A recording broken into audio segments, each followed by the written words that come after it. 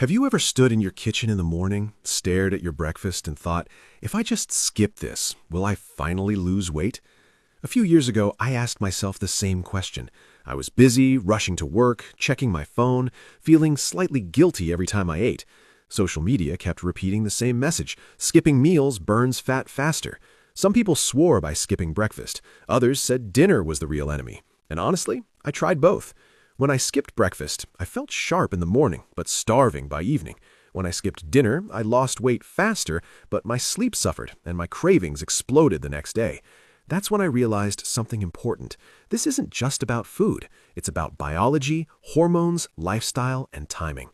If you stay until the end of this video, you'll understand what actually happens inside your body when you skip breakfast versus dinner, which option fits your lifestyle, and why copying someone else's fasting routine can quietly sabotage your weight loss without you even noticing. Let's make one thing clear right away. Weight loss is not just about eating less. If that were true, everyone who skipped meals would be lean, energetic, and healthy. But is that what we see in real life? Or do we see people losing weight temporarily, then gaining it all back? To make a long story short, your body doesn't count calories the way apps do. It responds to hormones. That's why the question, is it better to skip breakfast or dinner, is not silly at all. It's actually one of the most important questions you can ask if fat loss is your goal. Let's start with why skipping meals feels like it works. When you skip a meal, your total daily calorie intake usually drops. According to data published in the American Journal of Clinical Nutrition, reducing eating windows through time-restricted eating often leads to spontaneous calorie reduction of 300 to 500 calories per day. That's significant. Over a month, that can translate into visible fat loss. But here's the catch. Which meal you skip changes how your hormones react. Skipping breakfast first. When you wake up, your body is already in a fasted state. Liver glycogen is low, insulin is low, and cortisol naturally rises to wake you up. When you skip breakfast, you extend that fasting window. For some people, this improves insulin sensitivity. Studies from Harvard Medical School suggest intermittent breakfast skipping may improve short-term insulin response in certain individuals. Sounds great, right?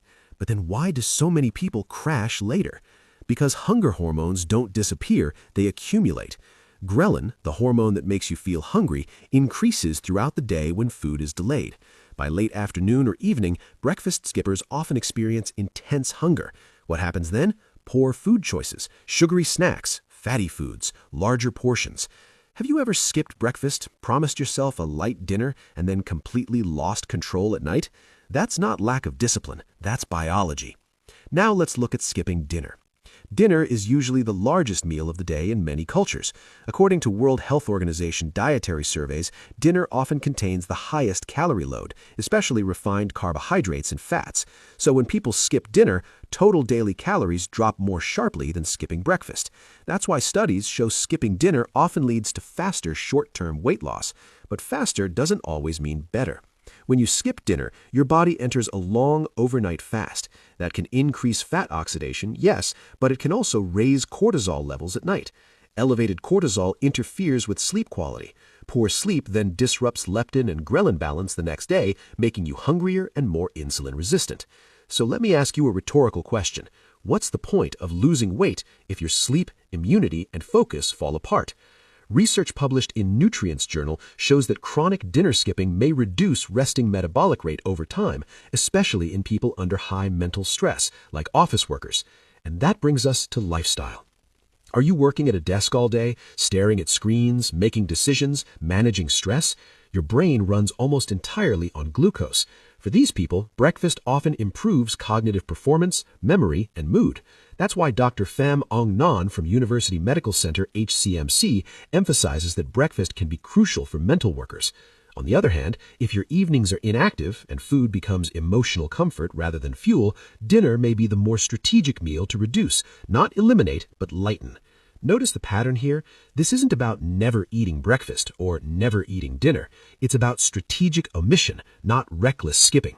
Some nutrients are also time-dependent. Whole grains and dairy are more commonly consumed at breakfast. Vegetables and protein dominate dinner. When you skip a meal repeatedly, you don't just skip calories, you skip micronutrients.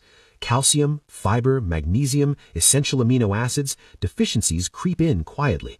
And when your body lacks nutrients, it fights back with cravings. So what's the real lesson so far? Skipping breakfast stresses appetite control later. Skipping dinner stresses sleep and recovery. Neither is automatically better. One may be less damaging for you depending on your work, stress levels, exercise timing, and metabolic health. And here's where it gets even more interesting, because the timing of your workouts, your insulin sensitivity curve, and even your gut bacteria all influence which meal your body can afford to skip and which one it cannot. Let's break that down next.